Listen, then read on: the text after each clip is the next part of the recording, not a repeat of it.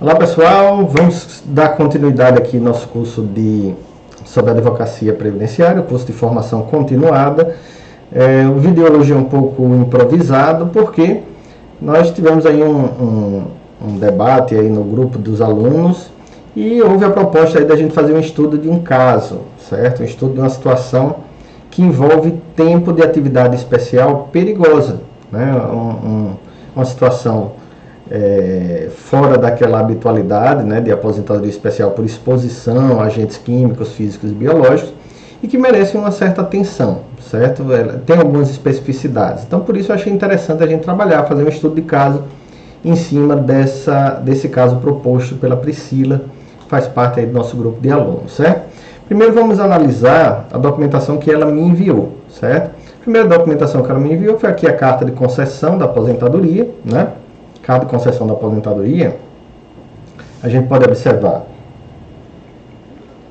que a aposentadoria é por tempo de contribuição, né?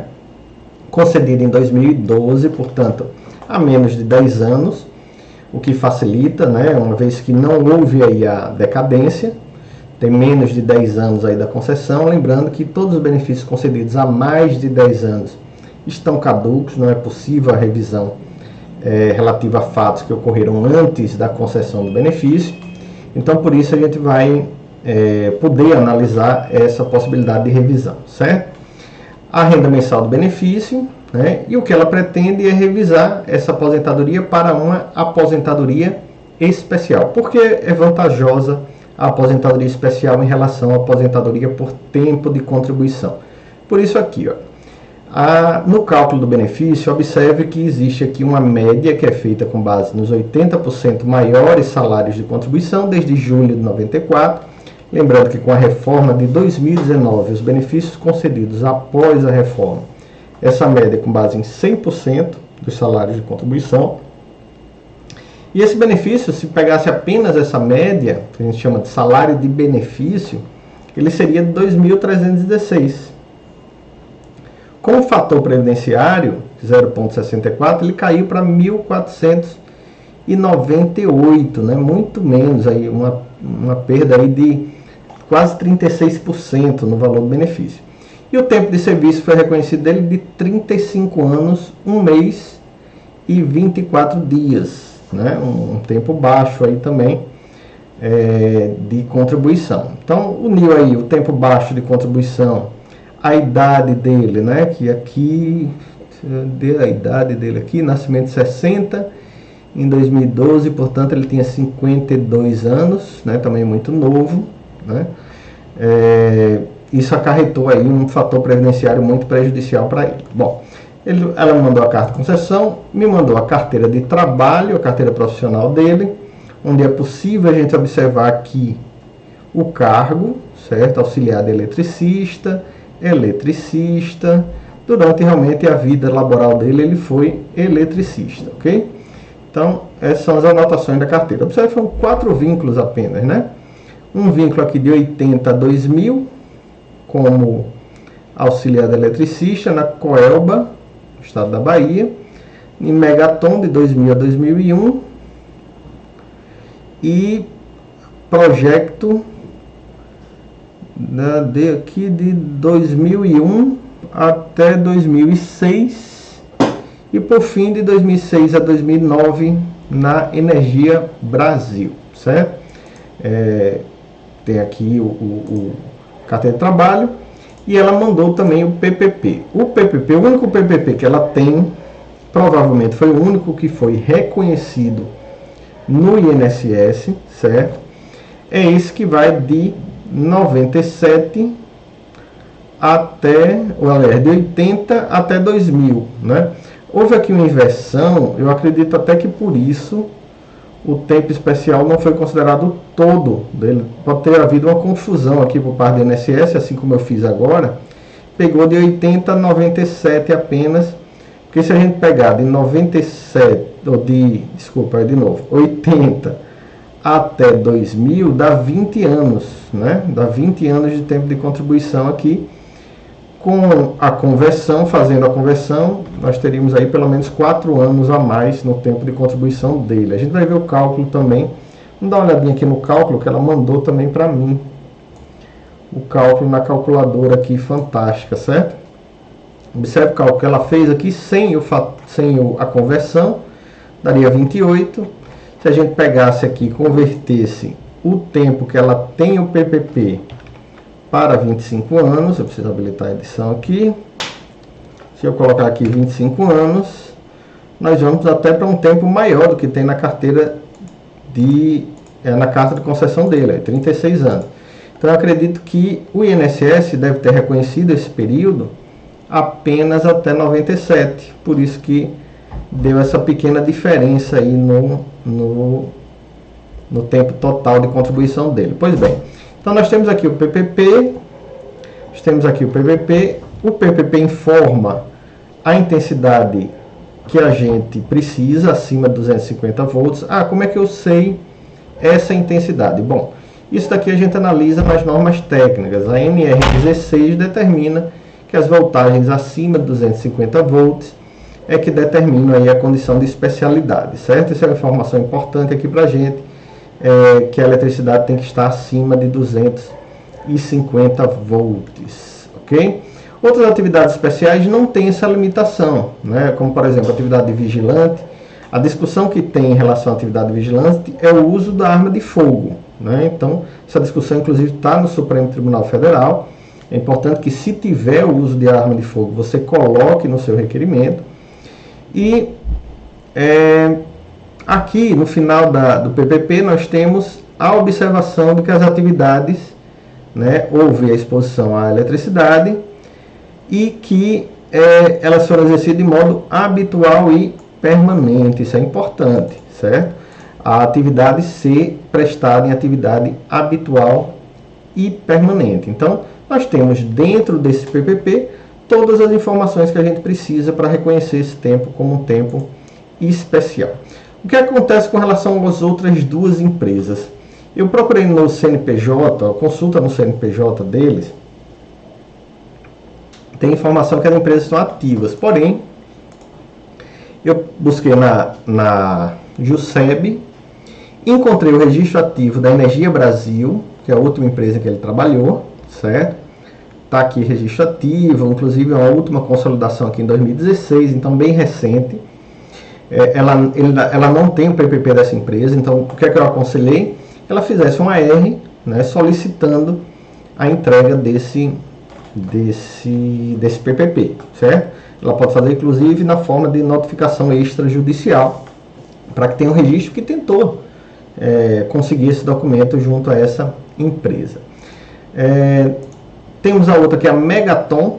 A Megaton, apesar de estar com um registro ativo, ela está sem status, tá vendo? E a última alteração dela foi de 2001. Isso pode nos facilitar, isso pode nos ajudar, porque há tanto tempo assim sem informação, é possível que exista aqui um fechamento da empresa, ou até ela foi para outra unidade da federação, né? Aqui não tem essa informação, seria conversar com o cliente. Mas mais importante aqui para a gente, até porque se a gente conseguisse reconhecer esse tempo especial, seria muito importante, porque completaria o tempo necessário para a aposentadoria. Vamos rever aqui o cálculo, né? Observe, se ele tem 20 anos aqui, 20 anos e 3 meses, com os 4 anos e 10 meses aqui da projeto, ele já alcançaria 25 anos. Então, essa atividade dele aqui é até mais importante do que essa outra aqui da Energia Brasil, né? Que são só 2 anos e 4 meses. Mesmo que eu reconhecesse esse tempo aqui como especial, eu não teria como chegar em 25. Então, para mim, sem sombra de dúvidas, esse daqui, projetos, é mais importante do que esses dois, Megaton e Energia Brasil. Bom, mas ela vai tentar, Energia Brasil. Só uma correção. Em relação a esses tempos que não completam o tempo para aposentadoria especial, eles serão aproveitáveis do mesmo jeito. Eu não posso negligenciar eles, certo? Não posso dizer, já que o projeto me concede a garantia de ter a aposentadoria especial, eu vou abandonar os outros. Não, porque todo aumento de tempo de contribuição vai refletir lá no fator previdenciário. Então é importante que você reúna todo o tempo especial que você tem à sua disposição. Então, manda R para as empresas e vamos tentar fazer com que essas duas aqui, que estão sem registro há muito tempo, elas sejam reconhecidas de outra forma. E é isso que a gente vai começar a falar agora. Então, a consulta na junta comercial, a gente sabe que a Projecto está cancelada. É uma empresa extinta, né? E ele não tem a documentação referente a essa empresa. A gente vai precisar tomar algumas medidas de cautela com relação a essa empresa. Primeiro, a gente precisa mandar a R para ela. Ok? Se a gente já tem a comprovação de que ela está fechada, por que a gente vai mandar a R para ela? Não tem necessidade. O que é que pode ter causado algum tipo de confusão aí para ela? Bom, existem mecanismos administrativos e judiciais para você tentar solucionar esse problema. Professor, por que você não vai logo para a esfera judicial, uma vez que o benefício já foi concedido? Porque ela me informou que esses PPPs não foram juntados na época do requerimento administrativo feito inicialmente pelo cliente. Então, veja bem, por uma questão de cautela, é bom resolver essa questão antes de ajuizar a ação. Não significa que na ação judicial eu não vá pedir a revisão desde a data da concessão do benefício, de aposentadoria por tempo de contribuição. Não, eu vou pedir desde lá. Obviamente respeitados aí a 5 anos da prescrição. Mas, por uma questão de cautela, pode acontecer no processo judicial o juiz dizer, olha, eu não vou conceder o benefício desde lá, porque você não juntou o PPP lá. E eu não vou dar andamento nesse processo porque você não me comprovou o interesse de agir. Você não procurou o INSS com os PPPs para resolver o problema. Ok? Então, para evitar esse problema, eu sugeri que ela fizesse um novo requerimento administrativo. Esse novo requerimento não anula o anterior. Esse novo requerimento não vai colocar o anterior em xeque, não. Apenas vai garantir um pedido subsidiário para ela. Olha, se não for possível me conceder o direito às diferenças de atrasados desde a data do primeiro benefício, do requerimento lá do benefício, me conceda pelo menos desde a data do ajuizamento da ação ou desse requerimento administrativo aí que a gente está fazendo novo, certo? Porque aí sim eu estou trazendo aos autos, eu estou informando para o INSS que eu preciso desses PPPs de empresas que estão fechadas, ok? Então, por isso que a gente vai fazer análise sobre o aspecto do requerimento administrativo, da necessidade de realização desse requerimento administrativo e da utilização das ferramentas que existem à minha disposição para fazer o requerimento administrativo. Bom, primeiro a gente precisa saber o seguinte, a exposição à eletricidade é considerada atividade especial. Eu digo isso porque muita gente tem dúvidas com relação a isso, porque não encontra na legislação, se você for procurar na legislação previdenciária atual, você não vai encontrar a exposição à eletricidade, ou a eletricidade como um agente agressivo à saúde. Portanto, surge a dúvida com relação a isso. Como foi que aconteceu na jurisprudência? E a jurisprudência para as atividades perigosas são essenciais. Só que para a gente entender a evolução jurisprudencial, a gente precisa entender como se comportou a legislação previdenciária ao longo do tempo. Ok? Bom, primeiro, onde foi que primeiro apareceu a eletricidade como um agente agressivo? Aqui, nesse documento aqui que você está vendo, esse é um anexo de um decreto de 1964. Esse decreto é o 53831 de 64. Esse anexo coloca quais agentes agressivos são passíveis do reconhecimento de uma aposentadoria especial, do direito a uma aposentadoria especial. E ela coloca aqui no anexo, no item 1.1.8, a eletricidade como uma atividade perigosa que enseja a aposentadoria aos 25 anos de atividade. Então, lá em 1964, a legislação já reconhecia a exposição à eletricidade como sendo acima de, olha, por quê? Superior a 250 volts, como sendo uma atividade especial. E essa situação perdurou até 1997, quando esse decreto aqui, 2172, veja bem, o que foi que esse decreto fez? Esse decreto excluiu, ele está assim cortado porque ele foi revogado, obviamente, pelo decreto 3048, ele excluiu do seu anexo, assim como tinha um anexo do decreto 3048, ele excluiu do seu anexo a eletricidade. Então, se você olhar aqui, você não vai ver a eletricidade como um fator que possibilita a concessão de aposentadoria especial. E aí, se entendeu que, por isso, em razão desse decreto 2172 ter excluído a eletricidade como um fator de aposentadoria especial, se teria aí, então, impossibilitado o reconhecimento do tempo especial da atividade de eletricista. E o que foi que surgiu a partir daí? Surgiu, então, uma inconformidade com essa situação, porque a lei 8.213, que é anterior, né, ao decreto, que é de 91, ele não diz que apenas os agentes agressivos à saúde são passíveis de aposentadoria especial. Então, observe. E aí a gente começa a entender como a jurisprudência se comportou após 1997. Porque antes de 1997 não havia dúvida. Né? Não havia dúvida de que a exposição à eletricidade garantia o direito à aposentadoria especial.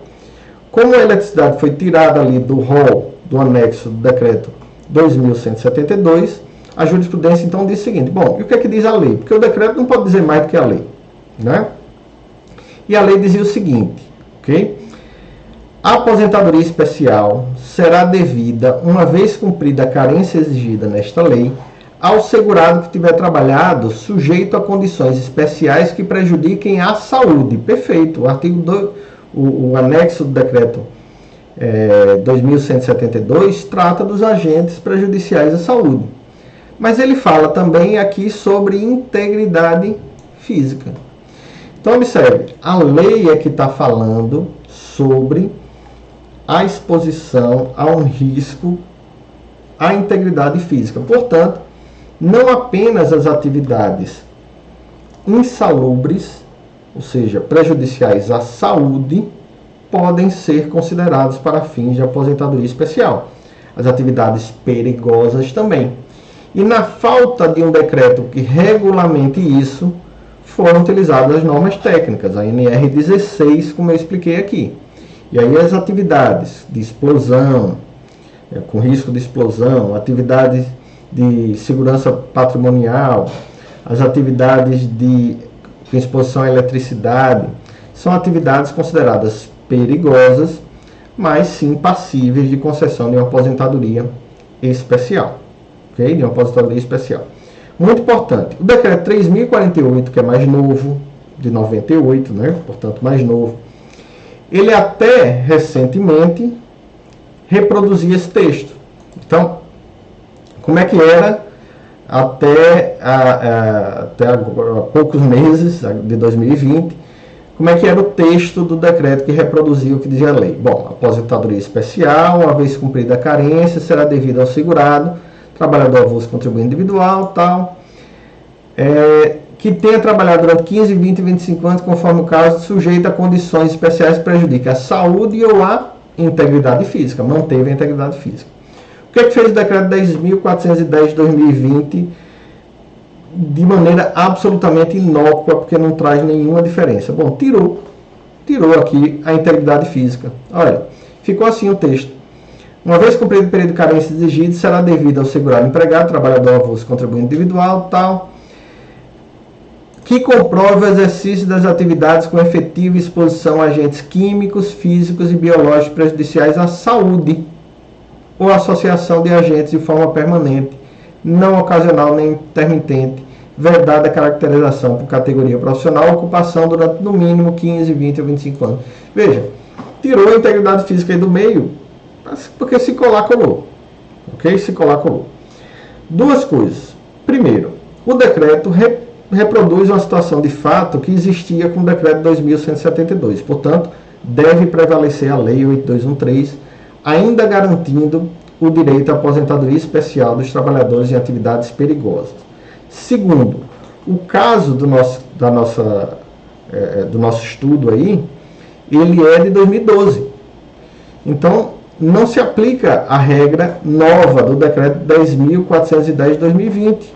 Por quê? Por conta do princípio do tempo rege o ato. Então, a gente já consegue excluir aí a aplicação desse decreto. Vamos para a situação anterior, com a legislação anterior e com o decreto anterior também. Ok? Então, não há dúvidas, portanto, que a atividade especial é considerada especial. Mas se ainda assim algum de vocês tiver alguma dúvida, nós temos uma jurisprudência que é plenamente favorável, certo? Primeiro, a jurisprudência do STJ, tema 534, portanto, de repercussão geral, com todas as garantias de ser um precedente judicial. O STJ decidiu que é cabível o enquadramento como atividade especial do trabalho exposto ao agente perigoso eletricidade, exercido após a vigência do decreto 2172, porque havia aquela dúvida, né, se o decreto teria impossibilitado. Ele disse não impossibilitou, para fins de aposentadoria especial, desde que a atividade exercida esteja devidamente comprovada pela exposição aos fatores de risco de modo permanente, não ocasional nem intermitente, em condições especiais. Ok? Então, o STJ sinalizou dizendo que, ok, aposentadoria especial do eletricista. Também a Turma Nacional de Uniformização tem dois temas a esse respeito. O primeiro, que diz que, para aplicação do artigo 57, parágrafo 3º, a tensão elétrica superior a 250 volts exige-se a probabilidade da exposição ocupacional, avaliando-se de acordo com a proficiografia. Analisar a proficiografia é saber se a profissão ela é uma profissão que tem essa exposição de acordo com a atividade empresarial. Então, se a atividade empresarial, como acontece ali, é de uma empresa de engenharia elétrica, é natural que a proficiografia faça com que a profissão de eletricista de uma distribuidora de energia, de uma empresa que trabalha com engenharia de eletricidade, não seja aquela da engenharia residencial, que a voltagem é no máximo 240 volts, né? É uma voltagem de rede, portanto superior a 250 volts. O seu caráter indissociável da produção do bem ou da prestação de serviço, independente de tempo mínimo de exposição durante a jornada. Estar habitual e permanentemente exposto ao agente agressivo não significa que você deve estar durante toda a jornada, mas sim durante todos os dias você tenha contato com uma atividade que exija exposição acima de 250 volts. Por quê? Porque por mais que você passe apenas 1, 2, 3 horas da sua jornada exposto a essa voltagem, você corre o risco de morte, né? Basta um errinho, você já tem risco de morte. Então, tema 210, o tema 159 também da TNU, Turma Nacional de Uniformização, é possível o reconhecimento como especial do período laborado com exposição a agente energia elétrica após o decreto para fim de concessão da aposentadoria especial. Contudo, nós temos uma situação diferenciada aí, que é a necessidade de fazer essa prova da exposição ao agente eletricidade. E o que é que a gente faz com relação à prova do agente eletricidade? Bom, nós temos aqui a seguinte situação. A instrução normativa número 77, eu vou ampliar aqui para a gente poder ver melhor, ela nos dá condições, a instrução normativa 77, por que eu vou usar a instrução normativa 77 nesse momento? Porque eu preciso de ferramentas administrativas para comprovar ou para suprir a falta do PPP, que é o documento, é o formulário que faz a prova, que a gente viu ali, que faz a prova da exposição a agente agressivo, que a gente só tem um. Ok? A gente só tem um. A gente vai ter o AR de uma empresa, se ela se negar, né, a empresa Brasil, né, se não me engano o nome é Energia Brasil. A gente tem uma empresa fechada, extinta, e a gente tem outra empresa que está há muito tempo sem movimentar lá o seu cadastro. Então, são três empresas em situações diferentes que exigem, portanto, soluções diferentes. Tá joia? E o que é que diz a instituição normativa, então, a esse respeito? Bom, o artigo 270 da IN 77 de 2015, que provavelmente vai ser atualizada, né, por conta da atualização do decreto, mas por enquanto fica valendo. Demora um pouco para fazer a atualização dessa instituição normativa.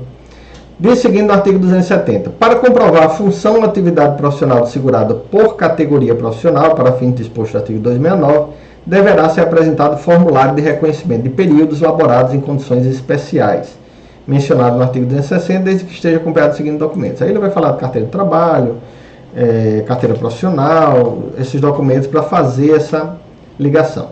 Esse dispositivo, ele de fato, ele é aplicado numa seção que diz respeito à presunção da atividade especial exercida até 28 de abril de 95. Por que até 28 de abril de 95? Porque antes de 28 de abril de 95, não havia necessidade de um formulário de reconhecimento, certo? Não havia necessidade de da prova efetiva da exposição a agente agressivo. Então, o que ela está dizendo é o seguinte: bom, já que não existe prova, eu posso preencher um formulário novo agora, apenas dizendo que a atividade exercida anteriormente se enquadra em uma daquelas atividades previstas no decreto 5 de 64, 53831, e outro decreto lá, o 80080 de 79, esse até mais específico com relação às atividades profissionais. Mas ambos serviam para até 1995 fazer a presunção por enquadramento. Então o que acontece? O artigo 270 vai se preocupar com isso. Olha, eu posso fazer o reconhecimento por enquadramento dessa atividade prestada pelo servidor. Porém, nas situações em que a empresa foi extinta, permite o artigo 270 que você use outras formas para esse reconhecimento. O que é que diz o parágrafo 1º do artigo 270? Bom, no caso de empresa legalmente extinta, lembra, nós temos um caso de empresa extinta e um caso de empresa que pode estar extinta, né? A não apresentação do formulário de reconhecimento de períodos laborados em condições especiais, ou PPP, não será óbice. Olha, a não apresentação do formulário não será óbice a um enquadramento do período como atividade especial por categoria profissional para o segurado empregado, desde que conste a função ou cargo expresso e literal nos documentos relacionados ao inciso 1, carteira profissional, carteira de trabalho, idênticas às atividades arroladas em um dos anexos indicados no artigo 269, aqueles decretos que eu falei, devendo ser observado nas anotações profissionais as alterações de função ou cargo em todo o período a ser enquadrado. Então, ele vai analisar o cargo efetivo.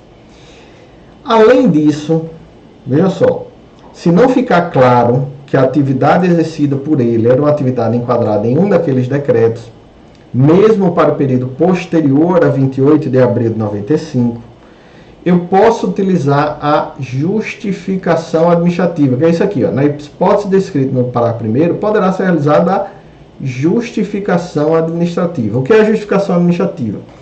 É uma forma de você colher informações, colher depoimentos de pessoas, de colegas de trabalho, de ex-empregadores, a fim de fazer a prova de que aquela atividade foi exercida em condições especiais, que ele era eletricista, que ele estava exposto a uma voltagem X, uma voltagem Y, certo?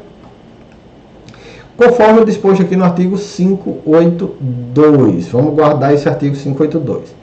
Para fim do exposto no parágrafo 1º, entende-se por empresa legalmente extinta aquela que se encontra baixada no CNPJ ou cancelada, inapta ou extinta no respectivo órgão de registro. Então, não é só o fato de estar o CNPJ cancelado. Você pode, por outros meios, como eu fiz lá na Jusceba, né?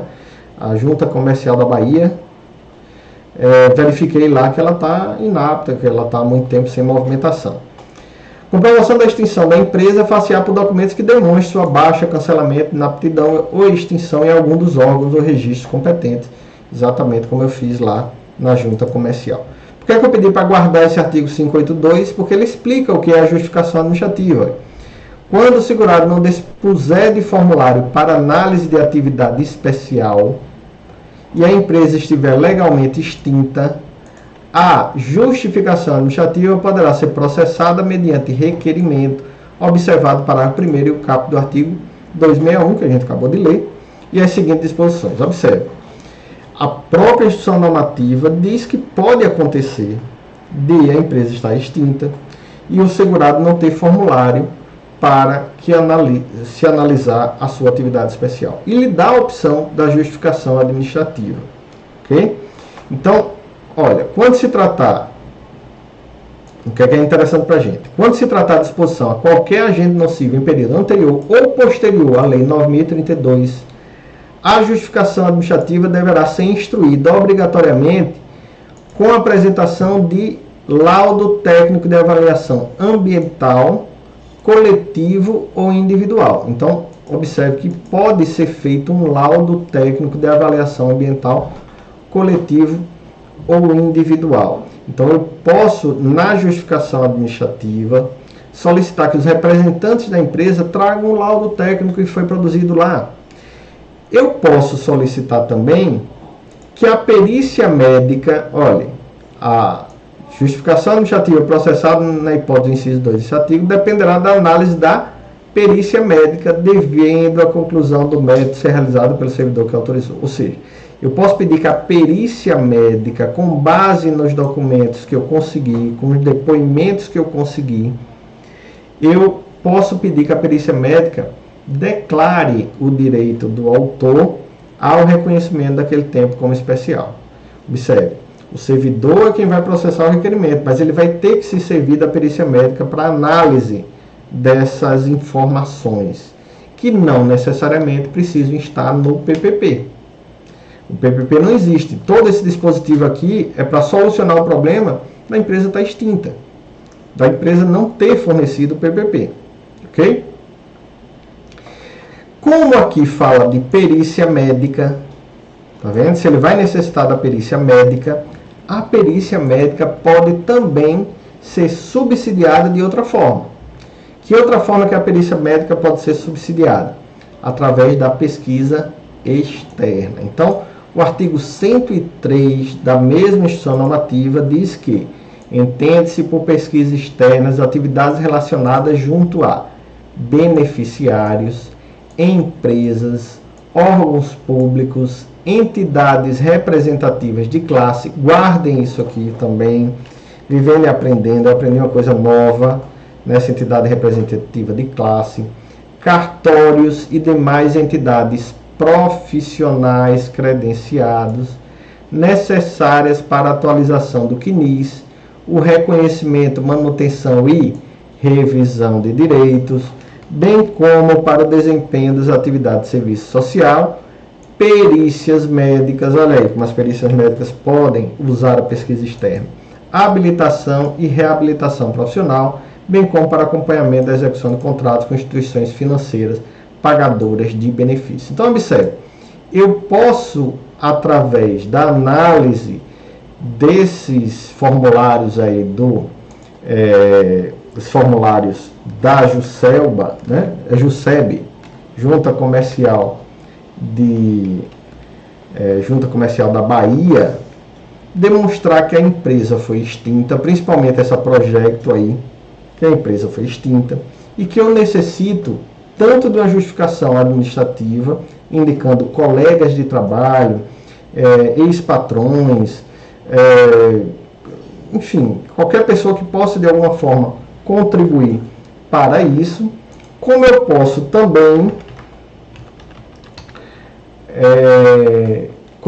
também pedir a pesquisa externa, certo? Então, eu tenho ferramentas que irão me auxiliar na comprovação desse tempo. E aí, como eu digo, a gente sempre vive aprendendo, né? Eu observei que a TRF da 4ª região, certo? É um TRF muito interessante aqui. Eles, aqui o STJ também, tá vendo? O STJ tem entendimentos que permitem ser feita a perícia indireta. Olha que interessante. Veja, isso no âmbito judicial, tá certo? No âmbito judicial, imagine que nada disso dê certo no requerimento administrativo. Você vai fazer a sua parte, você vai pedir. Você vai pedir a justificação administrativa, indicar as pessoas que vão para essa justificação administrativa, solicitar a pesquisa externa para que seja consultado dados do INSS, consultado as empresas acerca dos laudos técnicos, os representantes da empresa acerca dos laudos técnicos. Você vai fazer tudo isso, certo? Mas o INSS pode simplesmente ignorar e dizer que você não tem direito. Você fez sua parte. Você vai ter que levar essa demanda para o âmbito judicial. O que é que você vai fazer? Você pode, inclusive antes do requerimento administrativo, solicitar que o sindicato da categoria do trabalhador elabore um PPP para ele. Pode, ver que coisa interessante, o sindicato da categoria, ele elabore isso. Porque aí na pesquisa externa, quando for feita a pesquisa externa, o sindicato será a base material para que você faça a análise na perícia médica, ok? E, além disso, isso justifica uma pesquisa indireta. Olha, vê que interessante. Eu posso pegar um colega dele que tenha já exercido uma atividade, né? Já tenha se aposentado, e usar o PPP do colega, ok? Ou então, uma outra alternativa, você usar o PPP de alguém que exerceu a mesma atividade em outra empresa. É o que diz aqui, ó. Quando o estabelecimento em que o serviço foi prestado encerrou suas atividades, admite-se a perícia indireta ou por similitude, realizada mediante estudo técnico em outro estabelecimento que apresente estrutura e condições de trabalho semelhantes àquele em que a atividade foi exercida. Então, além de você ter a possibilidade da justificação administrativa, ter a possibilidade da pesquisa externa, inclusive usando aí o sindicato da categoria, né, para poder se pronunciar e elaborar o PPP para ele, você pode também, na via judicial, solicitar que seja realizada uma perícia indireta, uma perícia em uma empresa similar, né? Então, são decisões recentes, aí, 2019, 2018, né? Aqui tem uma decisão de 2014, mas é do STJ, né? Nós temos decisões aqui várias a esse respeito, que ajudam, né? Auxiliam na compreensão sobre esse direito. Olha, vemos aqui dezembro de 2019, o Superior Tribunal de Justiça decidiu que mostra-se legítima a produção de perícia indireta em empresa similar ante a impossibilidade de obter os dados necessários à comprovação de atividade especial, visto que, diante do caráter eminentemente social atribuído à Previdência, onde sua finalidade primeira é amparar o segurado, o trabalhador não pode sofrer prejuízo decorrendo da impossibilidade de produção no local do trabalho de prova, mesmo que seja de perícia técnica. Olha a decisão, 9/12/2019, olha o TRF, primeira região, é justamente a região em que essa demanda vai ser analisada, né? A primeira região é a região da Bahia. Então, existe jurisprudência farta a esse respeito. O que é que deve fazer, então, nossa colega Priscila a esse respeito? Fazer o requerimento administrativo. O requerimento administrativo dela está muito bom, certo? Mas o que acontece? Esse requerimento administrativo ele tem que ser o mais simples possível, ele tem que ser o mais direto possível. ok? Eu não vou ensinar para o INSS o direito que ele tem. Nos fatos aqui está perfeito, certo? Os fatos que ela colocou aqui, recebe benefício de aposentadoria desde 2012, são informações importantes. Ele já contava com 28, 4 meses, 15 dias, tal. Entretanto, reconheceu apenas até 2000, acho que não foi até 2000, porque se fosse até 2000, ele teria direito aí a um tempo maior. Foram computados 35 anos, perfeito. Fator previdenciário 6470. Ingressa solicitando o reconhecimento de tempo especial entre 2000 a 2001, a gente vai ter que botar 97 a 2001 aqui, 2001 a 2006, bem como 2006 a 2009. O que é que eu senti falta aqui? Eu senti falta de colocar aqui as empresas, né? Assim como fez aqui, colocar as empresas e nominar que a empresa, ela está, nesse caso aqui da Projeto, extinta, nesse caso aqui da Megaton, parada, né? E nesse caso aqui da Energia Brasil, ela eventualmente não respondeu o AR, né? Porque a gente vai ter soluções diferentes. Para Megaton e projetos, a gente vai pedir a justificação administrativa. Então, a gente pode até colocar aqui alguma questão sobre a eletricidade, mas nada disso aqui, olha, vê como está grande a petição dela. Nada disso aqui vai ser lido pelo servidor, né? O que é que ele quer? Ele quer que você diga aqui simplesmente o seguinte, ó. Esteve exposto à eletricidade, bota aqui, pronto. O segurado esteve exposto à eletricidade. Segurado esteve exposto à eletricidade em níveis superiores a 250 volts, NR16, em todas as atividades que exerceu como eletricista. Porém, apenas em relação à atividade prestada junto à Coelba, acho que é assim que se escreve, foi possível apresentar o PPP. Sabendo de seu direito à utilização dos meios de prova previstos na Instrução Normativa, na IN 77/2015, solicita as seguintes providências. 2 pontos. Aí vai 2.1 da justificação administrativa. A justificação administrativa em relação aqui a empresas, Projeto e Megaton. Ambas as empresas encontram-se extintas, seja pela baixa na junta comercial, aqui a Projeto, não sei se é Projeto ou Projecto, seja pela absoluta falta de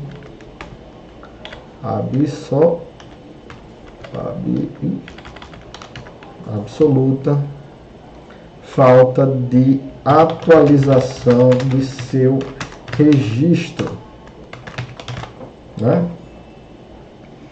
Necessitando, pois, da utilização da JA, a justificação administrativa, para compor o quadro fato.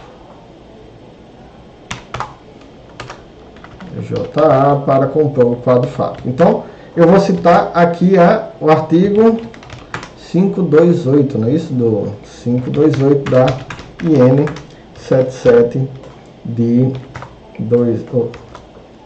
2015, certo? Não vou citar aqui para a gente poder ganhar tempo.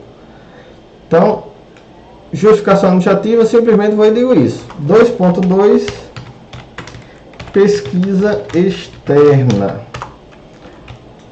Isso para as empresas Energia Brasil e Megaton. Qual é a empresa que está? Tem uma que está totalmente fechada. Todas as empresas, né?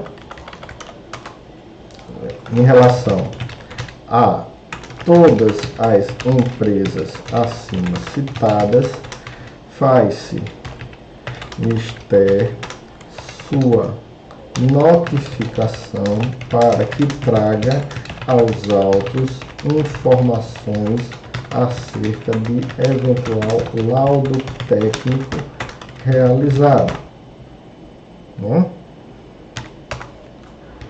Laudo técnico ambiental, coletivo ou individual. Individual. 3.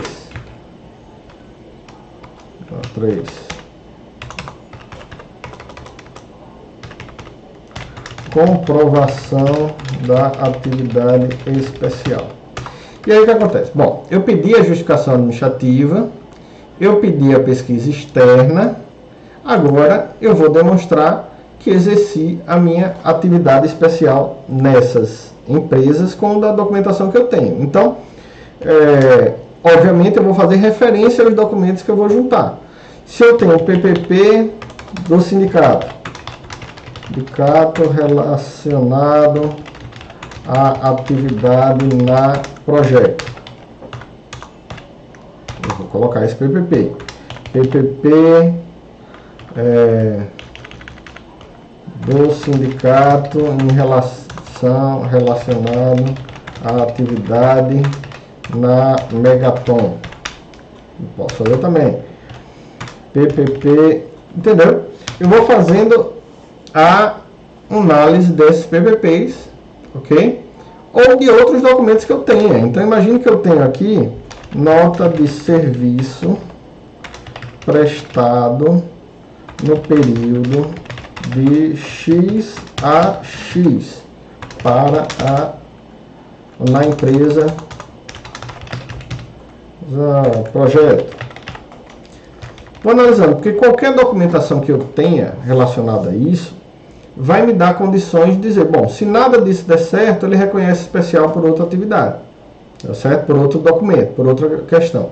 O que é relevante para a gente é basicamente solicitar a justificação administrativa para aquelas empresas que a gente necessita e a pesquisa externa, principalmente a pesquisa externa para aquelas empresas que estão funcionando, né, que estão em atividade, como por exemplo a Energia Brasil, que você mandou o AR e ela não retornou com as informações que você precisa.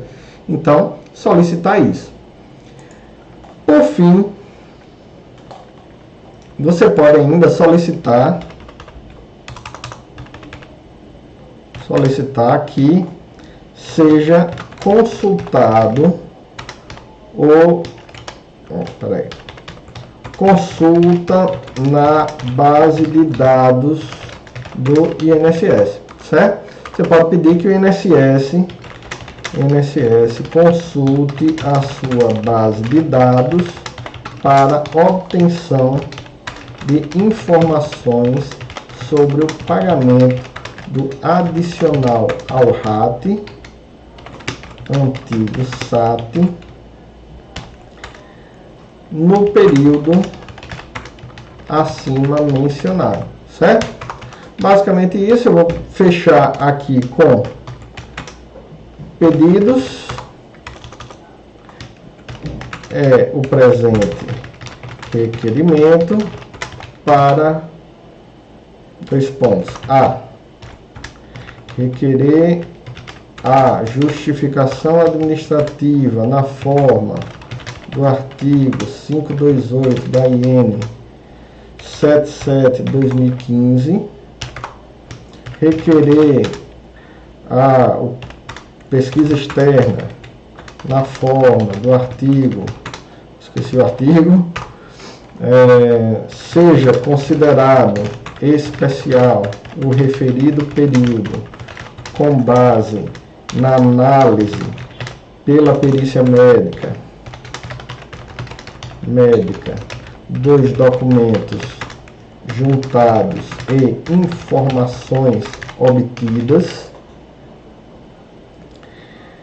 garantindo ao segurado o direito à revisão de seu benefício com o pagamento das diferenças em atraso nos últimos 5 anos. Pronto. Ok, fechou aqui esse requerimento, certo? Termos em que pede deferimento, blá blá blá blá blá blá blá blá, certo? Isso aí tudo você já sabe. Então, tem que ser muito objetivo o requerimento administrativo. Você vai fazer algo mais elaborado lá na petição inicial, né? Onde você vai demonstrar a jurisprudência, vai demonstrar o direito aí à exposição a agente agressivo, né? Tudo isso você vai fazer em relação à sua demanda, certo? Mas basicamente o que você vai fazer aqui é solicitar que o INSS providencie isso, uma vez que essas medidas de justificação administrativa e de pesquisa externa são essenciais para que você faça a prova efetiva da exposição habitual e permanente a voltagens acima de 250 volts. Não deu certo, não se desespera.